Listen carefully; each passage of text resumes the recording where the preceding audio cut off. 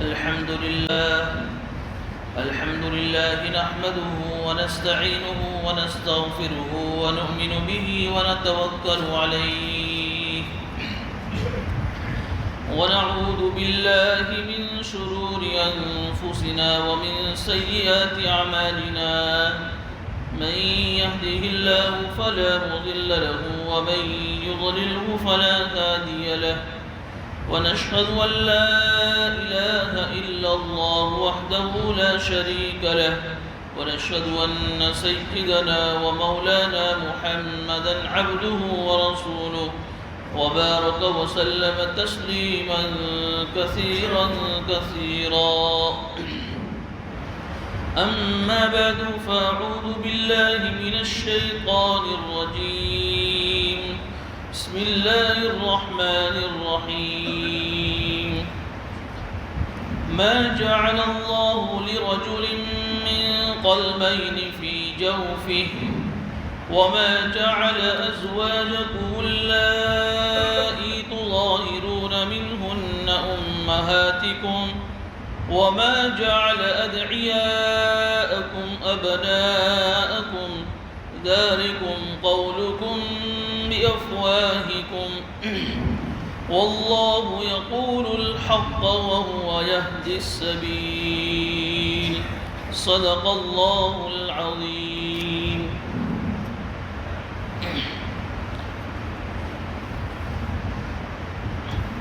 سورہ احزاب کی آیت نمبر 4 کی تفسیر کا سلسلہ چل رہا ہے. گزشتہ ہفتے بتایا تھا کہ اس صورت کے اندر اللہ رب العزت نے بہت سارے معاشرتی احکام بیان فرمائے ہیں اور اس کے ساتھ ساتھ میں جو رسم و رواج اس زمانہ جاہلیت میں عام تھے اس کو بھی بیان فرمایا تھا اور حضور اکرم صلی اللہ علیہ وسلم کے ذریعے سے اس زمانہ جاہلیت میں جو رسم و رواج عام تھے اس کو ختم فرمایا.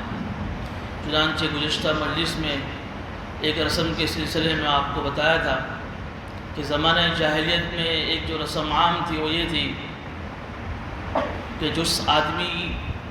جو آدمی بڑا ذہین ہو، سمجھدار ہو، عقل مند ہو، ہوشیار ہو، بات بہت جلدی سمجھ لیتا ہو، اس کے تعلق سے یہ بات عرب میں مشہور تھی کہ اس آدمی کے سینے میں اللہ نے 2 دل بنائے ہیں، لیکن حقیقت سے اس کا کوئی تعلق نہیں. آدمی کتنا بھی بڑا ذہین ہو، کتنا بھی بڑا سمجھدار ہو، کتنا بھی بڑا ٹیلنٹڈ ہو، ہر آدمی کے دل میں اللہ نے، ہر آدمی کے سینے میں اللہ نے ایک ہی دل بنایا ہے. اب آج کی آیت میں ایک دوسری رسم کو اللہ رب العزت ختم فرما رہے ہیں. وَمَا جَعَلَ أَزْوَاجَكُمُ اللَّائِي تُظَاهِرُونَ مِنْهُنَّ أُمَّهَاتِكُمْ. اس کا ترجمہ یہ ہے کہ تمہاری وہ بیویاں جس سے تم زہار کرتے ہو وہ تمہاری حقیقی مائیں نہیں ہیں. یہ دوسری رسم تھی اس زمانے میں.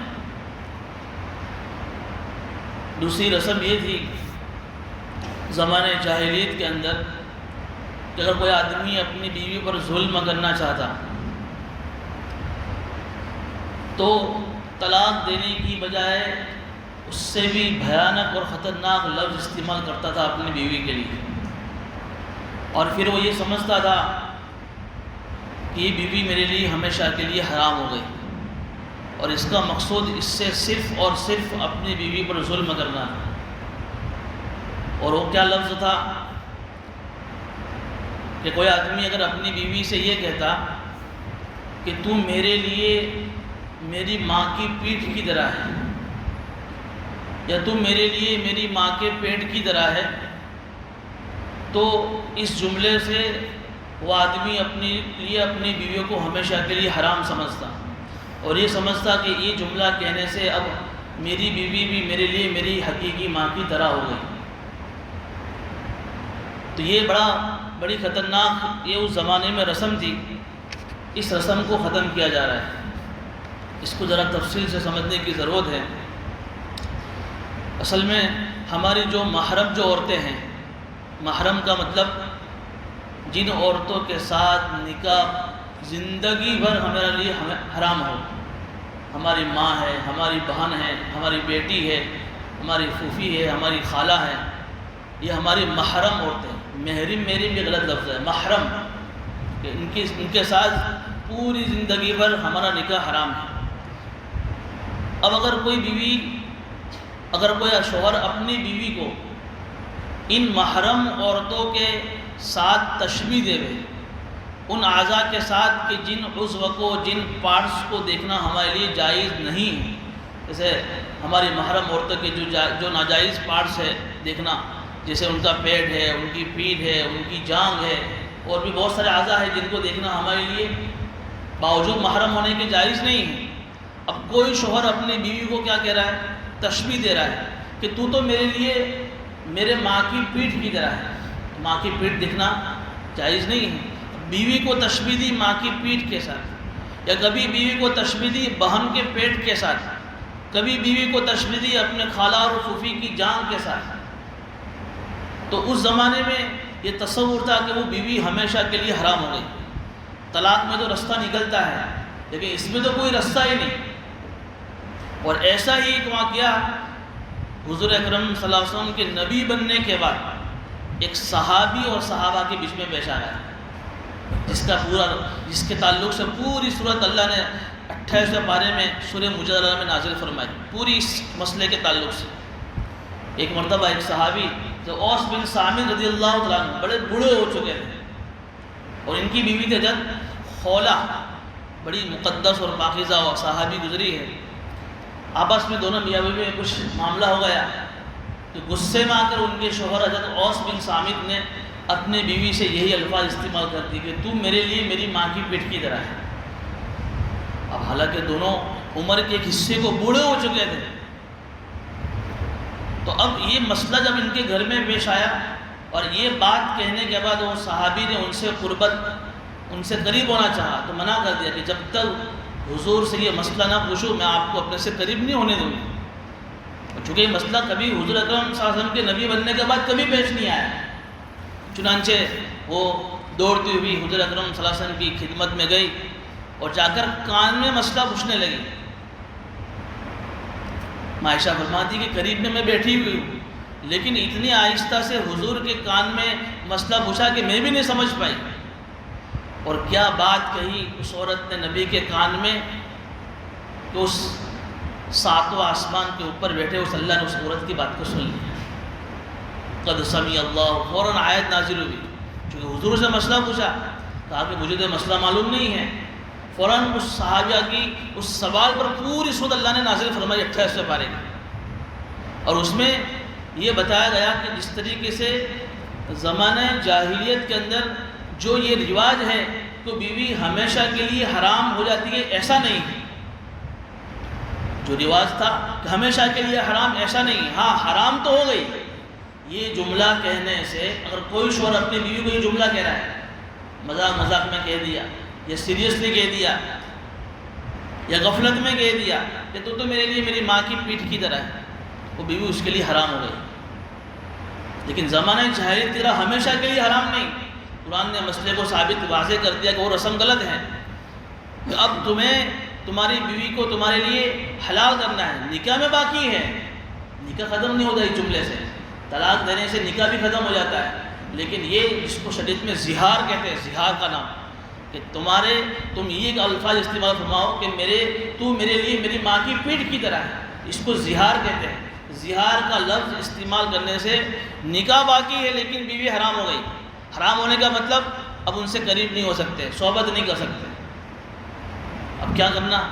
تو شریعت نے اس سورہ 28 بارے میں اس کا حل بتایا کہ سب سے پہلے تو توبہ کرنی پڑے گی، اس لیے کہ تم نے کوئی کھلونا اس کو مذاق سمجھ رکھا ہے بیوی کو، کہ تم جب چاہے جو الفاظ اپنی بیوی کے لیے استعمال کر لو، توبہ کرو۔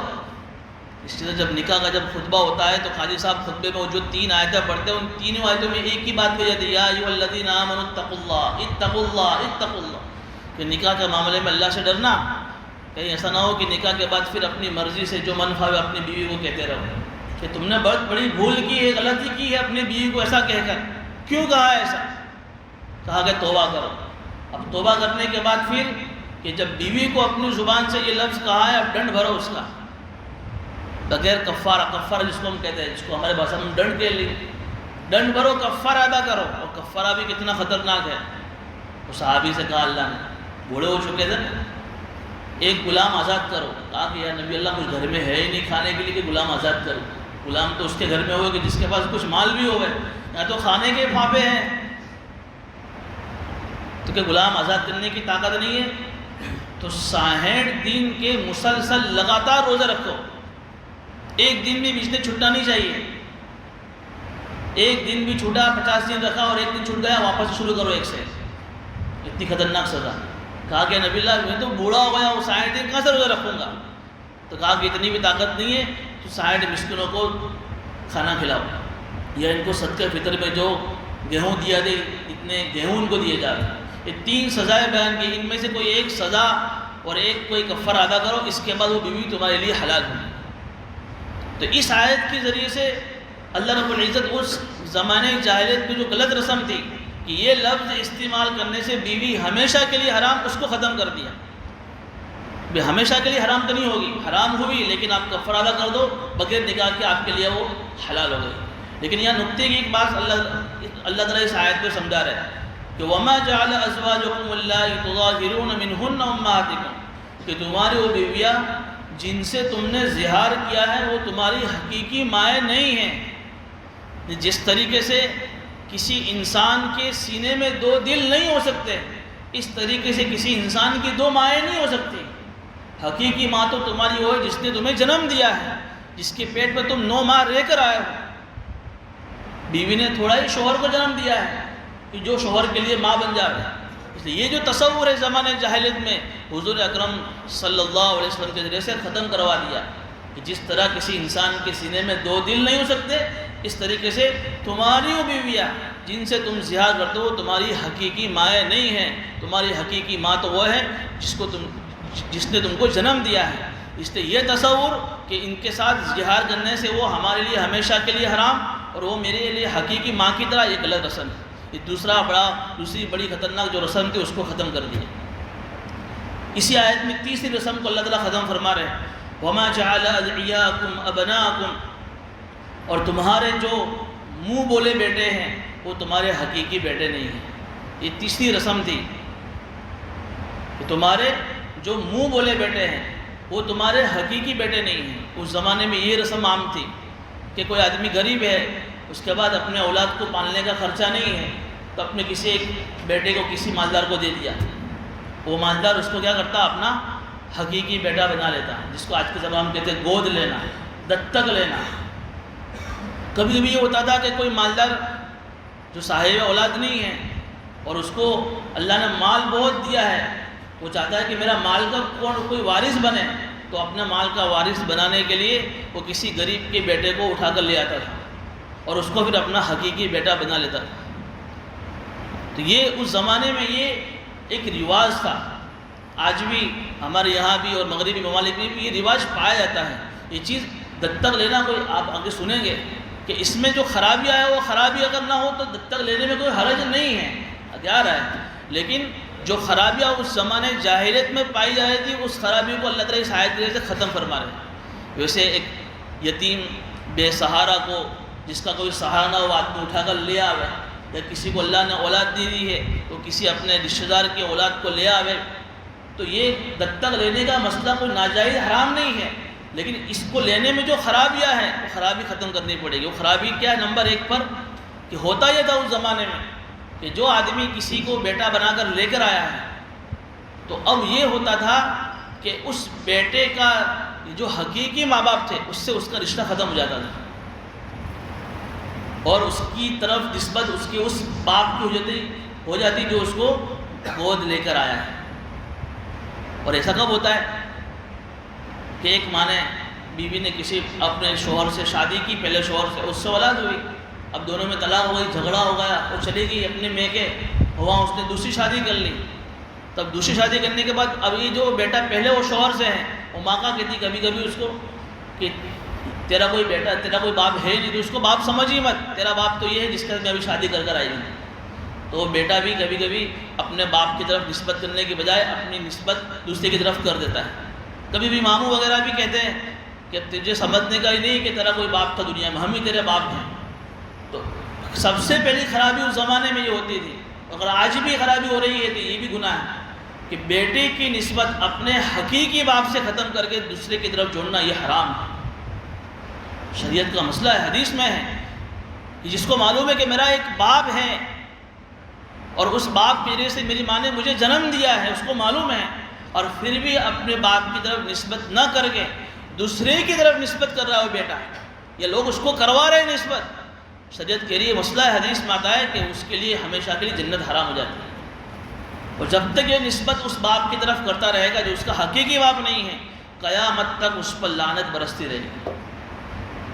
تو لے پالک بیٹا بنانے میں، دتک بنانے میں یہ خرابی اس زمانے میں تھی، اس خرابی کی وجہ سے قرآن منع فرما رہا ہے کہ یہ خرابی نہیں ہونی چاہیے۔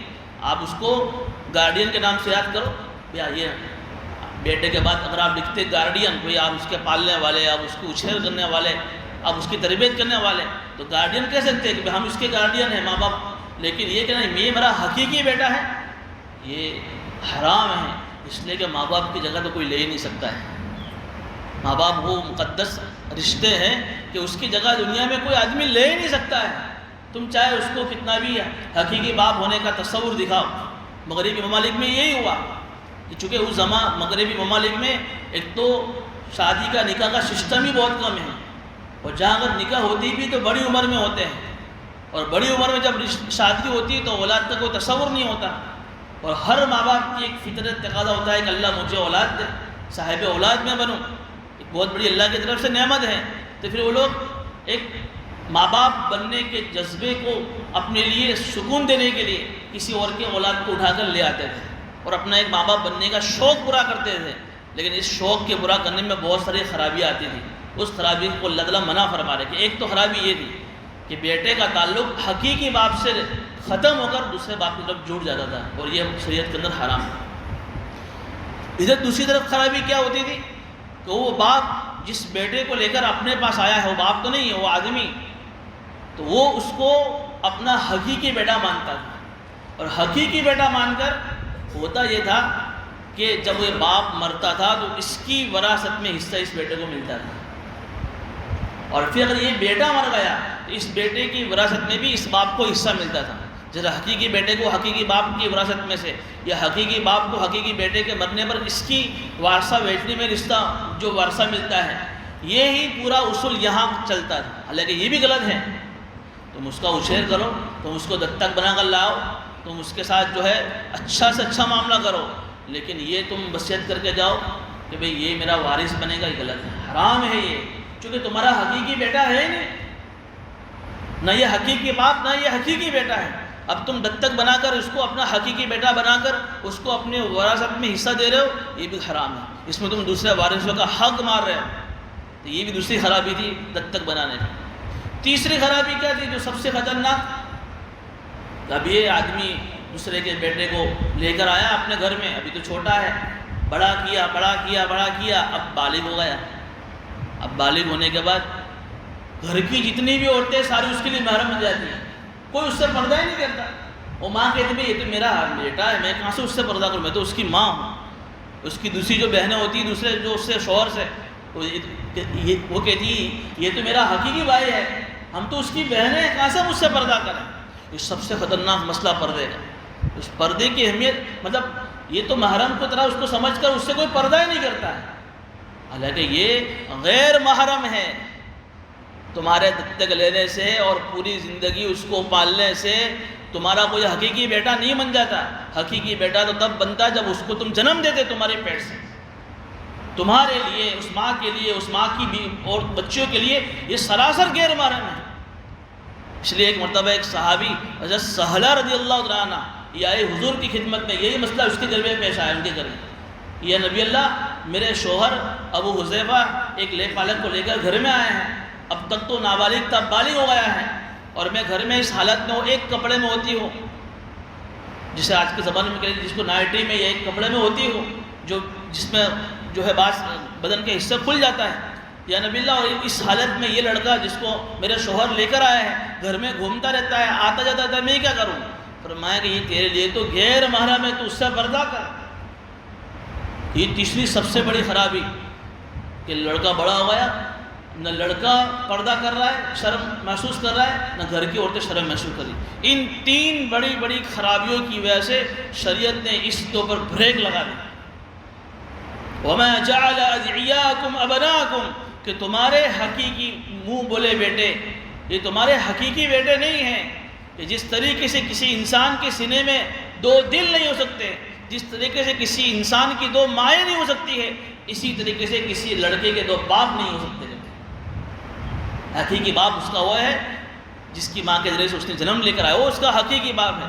باقی اگر تم اس کو لے کر آئے ہو، اس لیے یہ دیکھیے ایک چیز میں کہہ رہا ہوں، غلط نہیں ہے جب تک لینے میں، کسی بے سہارے کو لے کر گھر آ کر اس کو سہارا دینا غلط نہیں ہے، کسی یتیم کے رکھے والی کرنا غلط نہیں، بڑے فضائل ہیں، جنت کی گارنٹی حضور نے لی ہے اس کے لیے، یتیم کی کفالت کے لیے، لیکن اس چیزوں کی آپ کو پابندی کرنی پڑے گی۔ اور آپ اس کے پیچھے اپنا نام اپنے آدھار کارڈ میں جنم داخلے میں کہیں نہیں لکھوا سکتے آپ، ورنہ آپ شریعت کے گنہگار ہوں گے، اور وہی حدیث کی وعید آپ کے لیے لاگو ہوگی کہ جنت بھی حرام اور قیامت تک اس پر لعنت برستی رہے گی، اور پردہ نہیں کرے گی گھر کی عورتیں تو گھر کی ساری عورتیں گنہگار، یہ بھی گنہگار۔ یہ بڑی خطرناک رسم تھی، اللہ نے حضور اکرم صلی اللہ علیہ وسلم کے ذریعے سے اس رسم کو ختم فرمایا۔ مسئلہ ہمارے نبی کے گھر میں پیدا ہوا ہے، اس لیے یہ آیت نازل فرمائی، خود حضور کے گھر میں یہ مسئلہ پیدا ہوا ہے۔ کیا مسئلہ ہوا کہ جو ہے ایک عورت تھی، قبیلہ بنو کلبہ سے تعلق رکھتی تھی، وہ اپنے بیٹے کو لے کر اپنے پیئر جا رہی تھی، ماما کے گھر جا رہی تھی، راستے میں جو ہے ڈاکو نے لوٹ لیا، سارا سامان لوٹ لیا، اور سامان کے ساتھ اس کی بیٹے کو بھی لوٹ لیا، اور اس کو بغیر تو چلی جائے ایسے، اور اس کے بیٹے کو لوٹ کر مکہ میں جو بازار لگتے تھے اس بازار میں جا کر اس کو بیچ دیا، غلام بنا کر بیچ دیا۔ اس لڑکے کا نام تھا زید۔ اب ادھر جو حکیم بن حزام رضی اللہ عنہ جو اس وقت صحابی نہیں بنے تھے، یہ حضرت خدیجہ کے خالو ہے، ان سے کہا کہ تم میرے لیے بازار میں جا کر کوئی اچھا غلام لے آؤ خدمت کے لیے۔ چنانچہ یہ بازار گئے اوقاز میں تو دیکھا کہ ان کی نگاہ انہی پر پڑی، زید پر ہی پڑی۔ کہا کہ بہترین خوبصورت لڑکے ہیں اور دکھنے سے ذہین ہوشیار چالاک معلوم ہوتے تھے، خرید کر لائے اور اپنی پھوپھی خالہ حضرت خدیجہ کو دے دیا۔ جب حضرت خدیجہ کا نکاح رضی اللہ عنہ کا نکاح جب ہمارے نبی صلی اللہ علیہ وسلم سے جب ہوا تو ہمارے نبی صلی اللہ علیہ وسلم کو بھی حضرت زید پسند آئے، تو انہوں نے مانگا تو انہوں نے ہدیہ کر دیا کہ جاؤ یہ غلام آپ کے لیے ہدیہ۔ تو یہ غلام ہوتے ہوئے ان کی تو قسمت ہی کھل گئی، ہمارے نبی کی خدمت میں پہنچ گئے، اور غلامی کی زندگی ہمارے نبی صلی اللہ علیہ وسلم کے ساتھ گزار رہے تھے۔ اسی اسنا میں اسی درمیان میں یہ ہوا کہ ان کے باپ اور ان کے چچا ان کو تلاش کرنے کے لیے نکلے کہ ہمارا بیٹا کہاں چلا گیا۔ تو تلاش کرتے کرتے دیکھا کہ چونکہ یہ ایک مکہ کے ایک سفر کے بزنس کے سفر پہ تھے، حضور نے بھیجا تھا انہیں، تو ان کو دیکھ لیا کہ تو ہمارا بیٹا زید ہے۔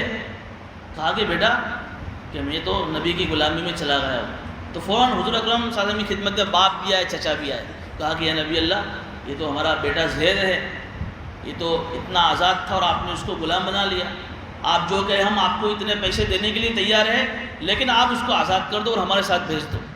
حضور نے فرمایا کہ آپ کا جب حقیقی بیٹا ہے تو اس میں کوئی پیسے لینے کی کیا بات ہے، یہ تو آیا تھا ہمارے پاس غلام بن کر، ہم نے رکھ لیا اپنے پاس، اب آپ کی مرضی، چاہے تو لے جاؤ ان کو۔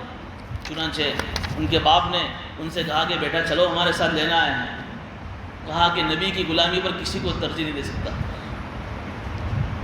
کہا کہ باپ کو بھی کبھی ترجیح نہیں دے سکتا ہوگا، چونکہ اس وقت اللہ کے نبی سے نبی بن چکے تھے، حضور کی شفقتیں حضور کی محبتیں دیکھ چکے تھے۔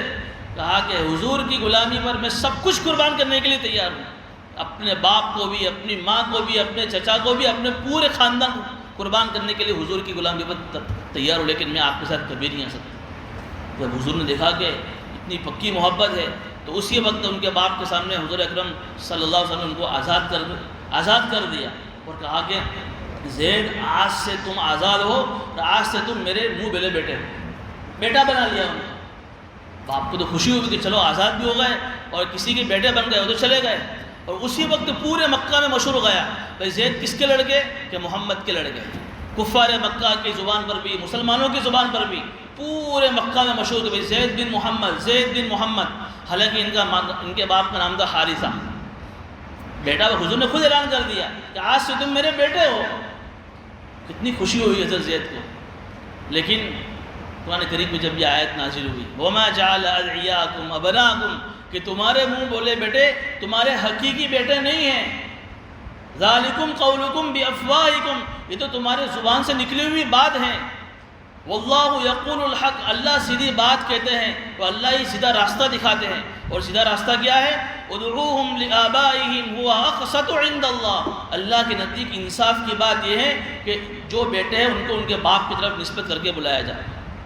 جب یہ آیت سنی تو زید کو کتنا صدمہ ہوا، حضور اکرم صاحب نے فوراً کہہ دیا کہ آج سے تمہارے پیچھے میرا نام نہیں لگے گا، اور حضور کے اعلان کرنے کی وجہ سے پھر زید بن حارثہ کہلانے لگے۔ بہت صدمہ ہوا حضرت زید کو کہ اتنے مدت سے جو ہے میرے پیچھے محمد کا نام، اور میں کتنا خوش نصیب، اللہ نے ان کی لاز رکھنے کے لیے اور ان کو زیادہ صدمہ نہ ہو۔ قرآن کریم میں اب آگے آئے گی تفصیل کا واقعہ آ رہا ہے آگے 22 بارے میں، اللہ نے ان کے نام کے ساتھ آیت اتاری قرآن کے فَلَمَّا قَضَىٰ زَيْدٌ مِّنْهَا، پورے قرآن میں کسی صحابی کا نام نہیں سوائے حضرت زید کے۔ حالانکہ اللہ کے نبی صلی اللہ علیہ وسلم کے سب سے بڑے صحابی حضرت ابوبکر صدیق ان کا نام ہے، لیکن اشاروں میں ہے، یقول لصاحبی واقعہ غار کے موقع پر، لیکن حضرت زید کا نام اللہ نے قرآن میں نام کے ساتھ اشارہ فرمایا تاکہ ان کو جو صدمہ ہوا تھا محمد کا نام ہٹنے کی وجہ سے صدمہ دور ہو جائے۔ جب یہ آیت نازل ہوئی تو اسی وقت اس آیت پر عمل کرتے ہوئے حضور اکرم صلی اللہ علیہ وسلم نے فوراً حضرت زید کو کہنا کہ بھائی آج سے آپ زید بن محمد نہیں بلکہ زید بن حارثہ، اور یہ رواج حضور اکرم صلی اللہ علیہ وسلم کے ذریعے سے ختم کروا دیا۔ کتنی تکلیف پہنچی ہوگی حضرت زید کو اور کتنی تکلیف ہمارے نبی کو پہنچی ہوگی، لیکن قرآن کا اصول ہے، ایک رواج ہے، اس کا شریعت سے دین سے کوئی تعلق نہیں ہے۔ جب کوئی تعلق نہیں ہے تو پھر اس پر عمل کسی حال میں نہیں ہو سکتا ہے۔ ادعوہم لآبائہم ہوا اقسط، کہ انصاف کی بات تو یہ ہے کہ بیٹے کو اس کے باپ کی طرف نسبت کر کے بلایا جائے، اور انصاف یہ ظلم کی ویرودھارتی کی ضد ہے، اور ظلم کہتے ہیں حق تلفی کرنا، کسی کا حق مارنا۔ یہاں حق کیا مارا کہ باپ کا حق یہ ہے کہ باپ کی طرف نسبت کی جاوے، تو یہ نسبت کسی گہرے باپ کی طرف کی جاوے یہ ظلم ہے اس باپ کے ساتھ۔ اس لیے انصاف یہی ہے کہ تم بیٹوں کی نسبت ان کے باپ کی طرف کرو۔ فَإِن لَّمْ تَعْلَمُوا آبَاءَهُمْ، لیکن اگر تمہیں معلوم ہی نہیں ہے کہ اس کا باپ کون ہے، جیسے اگر تم کسی بے سہارا کو اٹھا کر لے آئے، اناتھ آشرم میں سے اٹھا کر لے آئے، یا کسی جگہ سے کوئی آفت آئی وہاں سے پڑا ہوا ملا آپ لے آئے، آپ نے اس کو بڑا کر دیا، آپ کو اس کے باپ کا نام ہی معلوم نہیں تھا، اب کیا کرنا ہے؟ فَإِخْوَانُكُمْ فِي الدِّينِ وَمَوَالِيكُمْ، تو باپ مت کہو، یہ تو ہمارا دینی بھائی ہے یہ، یا ہمارے دینی غلام ہے یہ۔ اس زمانے میں غلام کا تصور تھا، آج کے زمانے میں کہ یہ میرا دینی بھائی ہے، یہ اس کو اپنی طرف باپ کی نسبت مت کرو۔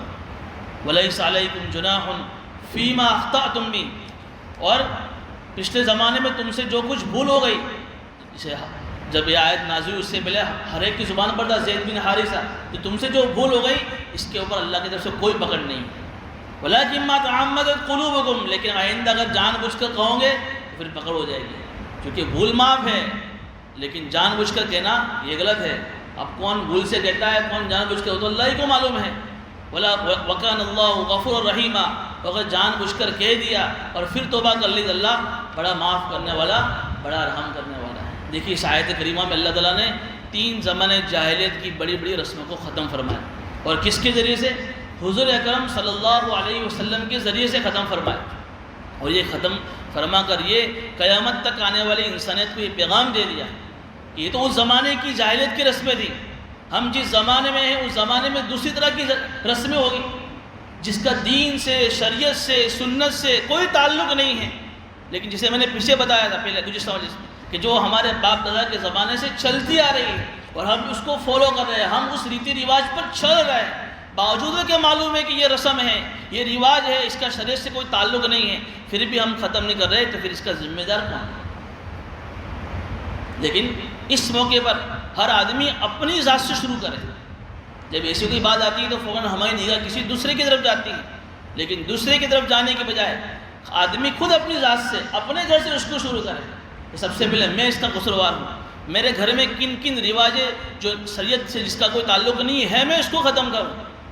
ہر آدمی اگر اپنے گھر کی اصلاح کی ذمہ داری لے لے، ہر آدمی خود اپنے ذات کی اصلاح کی فکر کر لے، تو پھر آدمیوں کے ملنے سے معاشرہ بنتا ہے، سماج بنتی ہے، تو پھر پورا سماج ہی سدھر جائے گا، پورا معاشرہ ہی بہترین بن جائے گا۔ ہر آدمی نے خود اپنی ذمہ داری لے لی، ہر آدمی خود اپنے گھر کی ذمہ داری لے لے، کوئی کرے نہ کرے، مجھے اپنے گھر سے اس کی ذمہ داری شروع کرنی ہے۔ تو پھر کیا ہوگا؟ کتنا بہترین معاشرہ بن سکتا ہے۔ جو ریت رواج معاشرے میں عام ختم ہو سکتے ہیں، لیکن ہوتا کیا ہے؟ آدمی نیت کر کے جاتا ہے ایسی دین کی مجلسوں میں، وہ گھر جا کر جب کہتا ہے نا، وہ تو کرنا ہی پڑے۔ یہ الفاظ سنتے نہیں سنتے ہم؟ ہماری ماں بہنیں ہمارے لیے دین پر چلنے کے لیے رکاوٹ بن جاتی ہے ایسے موقع پر۔ آدمی پکی نیت کر کے جاتا ہے، لیکن جا کر گھر جب ایسی باتیں سناتے ہیں تو پھر ہماری مائیں بہنیں اس خوشی کے موقع پر، شادی بیاہ کے موقع پر، موت میت کے موقع پر، جو ہے بیٹے کے پیدائش کے موقع پر، حج کے جانے کے تعلق سے جو رسمیں ہیں، آدمی جب کہتا ہے بھائی اس کو ختم کرو، بھائی یہ تو کرنا ہی پڑے گا، لوگ کیا کہیں گے، سماج کیا کہیں گے، رشتہ دار کیا کہیں گے۔ میں یہ کہتا ہوں کہ اس کی ذمہ داری بھی ہم ہیں، کیونکہ ہم نے کبھی ہماری عورتوں کو کبھی دین سمجھایا ہی نہیں، کبھی ہم نے ہمارے گھر کی عورتوں کو کبھی قرآن کے مسائل سمجھائے نہیں، کبھی ہم نے ہمارے گھروں کے سامنے صحابہ کے روز کے واقعات کی کبھی مذاکرہ کیا ہی نہیں۔ تو اس کے قصوروار کون ہیں؟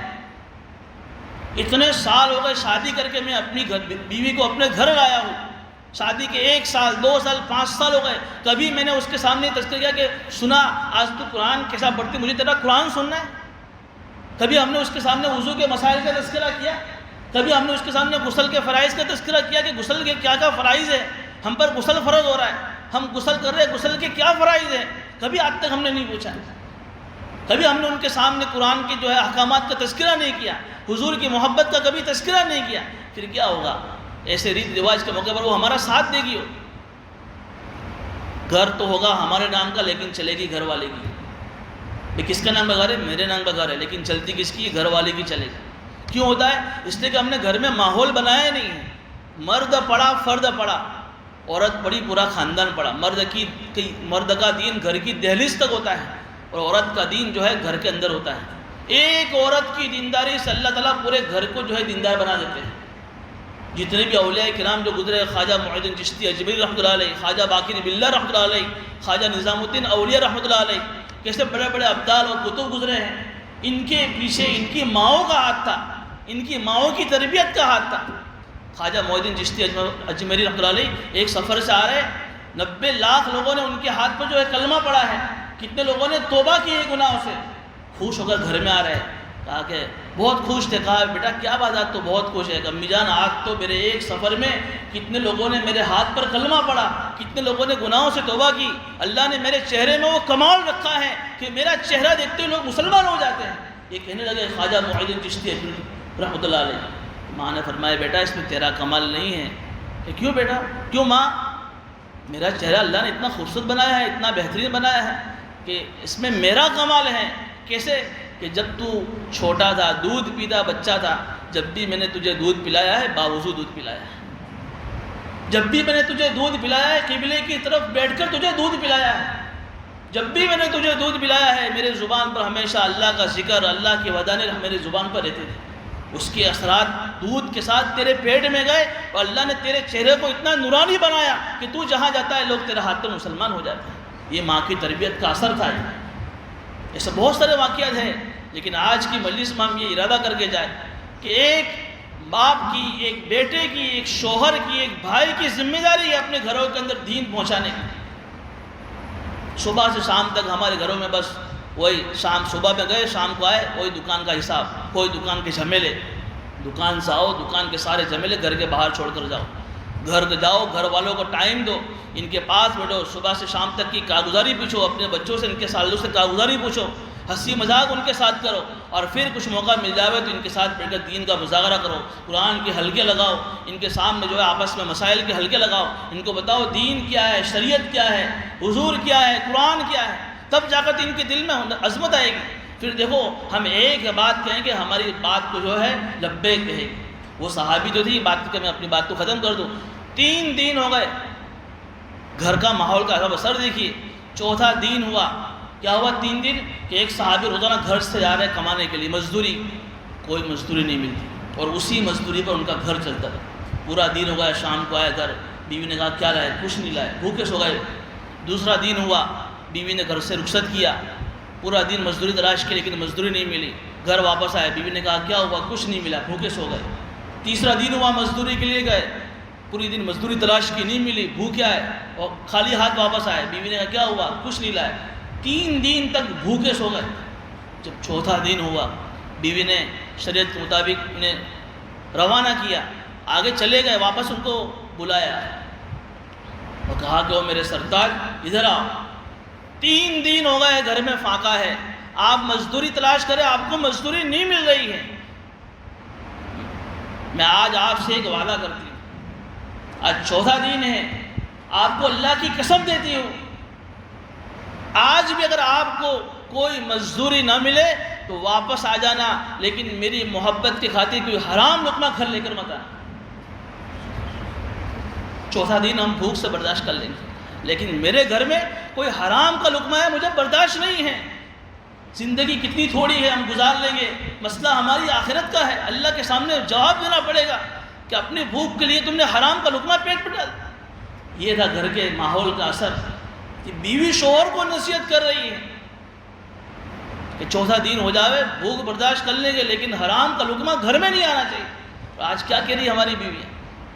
یہ چاہیے مجھے، یہ چاہیے. پڑوس کے گھر میں جا کر کوئی اچھا فرنیچر دیکھا، مجھے آج تو یہ چاہیے، مجھے کیسی کیسی ڈیمانڈ، میں خود نہیں جانوں، تم کہاں سے بھی کما کر لاؤ، مجھے تو یہ چاہیے. وہ نہیں لائی. اور پھر آدمی اپنی بیوی کو خوش کرنے کے لیے، اپنے بچوں کو خوش کرنے کے لیے کیا نہیں کرتا؟ رشوت، جھوٹ، فراڈ، دھوکہ، بیاج، کیا نہیں کرتا ہو. کیا کرے مولوی صاحب، گھر کے مسائل ہی ایسے ہیں، کیا کرے، کرنا پڑتا ہے. یہ الفاظ پہ آدمی زبان سے نکلتا ہے اور دھڑلے سے کہہ کر نکل جاتا ہے، لیکن ذرا سوچتا نہیں کہ میں نے جو ہے گھر میں کیا ماحول بنایا ہے. صبح سے لے کر شام تک بس یہی دنیا دنیا دنیا دنیا، کوئی تذکرہ ہی نہیں اس کا. کہاں آخرت کے تذکرے صحابہ کے گھروں میں، اور کہاں آج ہمارے گھروں میں دنیا کے تذکرے ہو رہے ہیں. بہرحال یہ رسم و رواج کو ختم کرنے کے لیے ہمیں ہی قدم اٹھانا پڑے. ہر آدمی آج کی مجلس سے نیت کر کے جاوے کہ بھئی ہم اپنی ذات سے شروع کریں، ہمارے گھروں میں جو رسم و رواج ہے اس کو ہم ختم کریں گے، اور ہمارے گھروں میں ہم دینی ماحول بنائیں گے تاکہ جو ہے ہمارا معاشرہ ایک دینی معاشرہ بنے، ہمارا معاشرہ ایک مدنی معاشرہ بنے. لوگ کہے کہ دیکھو یہ معاشرہ دیکھو، یہ سماج دیکھو، یہ سوسائٹی دیکھو، یہ گھرانہ دیکھو، یہ گھرانہ دیکھا تو یہ نبیوں والا گھرانہ ہے، یہ نبیوں والا معاشرہ ہے. لوگ ہمارے گھروں کی مثالیں دیں. اللہ پاک ہمیں ان باتوں پر عمل کی توفیق